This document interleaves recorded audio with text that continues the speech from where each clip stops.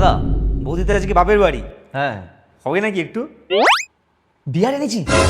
ও তুই আমার ভাই, শোন না ফ্রিজে ঢুকিয়ে দে তাড়াতাড়ি, আজকে রাত্রেবেলা আগুন জ্বলবে একদম দাদা, আগুন। কিসের আগুন জ্বলবে রে? আর ফ্রিজেই বাকি ঢোকাচ্ছিস? না মানে কিছু না কাকু।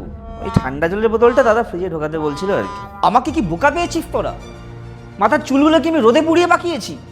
মুখ দেখলে বলে দিতে পারি কার পেটে কি শয়তানি চলছে। দাদাকে বলবো? তোর বউকে ফোন করবো?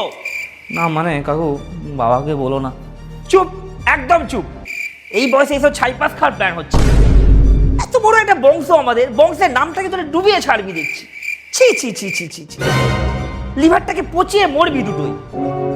ওগো শুনছো? আরে কি হলোটা কি? ছেলেদের একটু জ্ঞান দিচ্ছিলাম। আমি আজ একটু বাপের বাড়ি যাচ্ছি। আচ্ছা আসবে কবে তুমি? কাল বিকেলে ফিরবো। ও দরজাটা ঠিক ভালো আছে, করে লাগিয়ে দিও। সাবধানে যাও। তোরা কি যেন বলছিলি?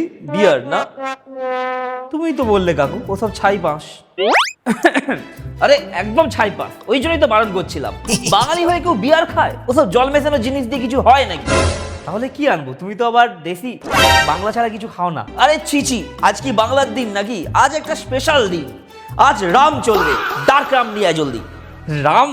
হ্যাঁ হ্যাঁ, যা জলদি যা, তোর কাকিমা বাস স্ট্যান্ডে পৌঁছানোর আগেই যেন আমার টেবিলে সব কিছু রেডি থাকে।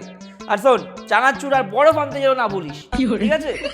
দাদা ভাই চ চ, আজ পার্টি হবে।